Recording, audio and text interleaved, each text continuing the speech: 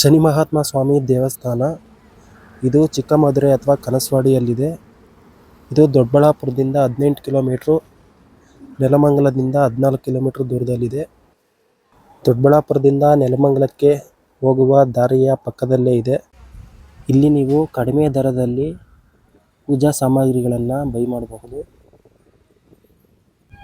ಇಲ್ಲಿ ಕರ್ನಾಟಕ ಟೂರಿಸಂ ಕಡೆಯಿಂದ ಒಂದು ಇನ್ಫಾರ್ಮೇಷನ್ ಬೋರ್ಡ್ ಹಾಕಿದ್ದಾರೆ.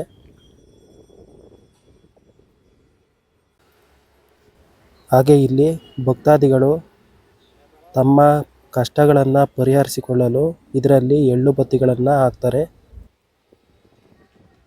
ಇದು ದೇವಸ್ಥಾನದ ಮುಂಭಾಗದಲ್ಲೇ ಇದೆ. ಈ ಜಾಗದಲ್ಲಿ ಹೋಮ ಹವನಗಳನ್ನು ಮಾಡ್ತಾರೆ. ಈ ದೇವಸ್ಥಾನದಲ್ಲಿರುವಂತಹ ಗೋಪುರಗಳು ಭಾರತೀಯ ದ್ರಾವಿಡ ಶೈಲಿಯಲ್ಲಿವೆ.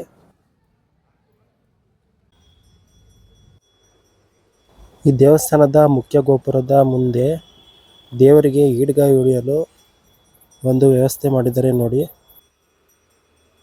ಈ ಶನಿ ಮಹಾತ್ಮ ಸ್ವಾಮಿ ದೇವಸ್ಥಾನವನ್ನು 100 ವರ್ಷಗಳ ಹಿಂದೆ ಗಂಗಾ ಹನುಮಯ್ಯ ಎಂಬ ರೈತನು ಜನರ ಜೀವನದಲ್ಲಿರುವಂತಹ ಸಮಸ್ಯೆಗಳನ್ನು ಪರಿಹರಿಸಲು ಈ ಜಾಗದಲ್ಲೊಂದು ದೇವಾಲಯವನ್ನು ನಿರ್ಮಿಸಿಕೊಟ್ಟಿದ್ದಾನೆ.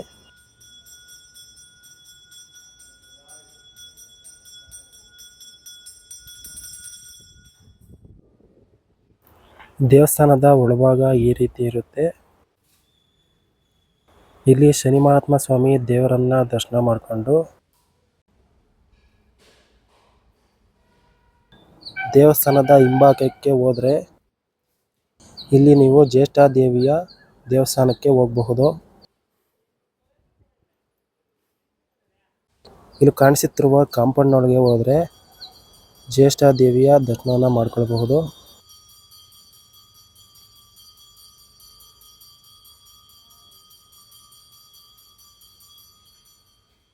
ಹಾಗೆ ಈ ಕ್ಷೇತ್ರದ ಸಂಸ್ಥಾಪಕರಾದಂತಹ ಗಂಗಾ ಹನುಮಯ್ಯನವರ ಸ್ಮಾರಕವನ್ನು ನೀವು ನೋಡಬಹುದು.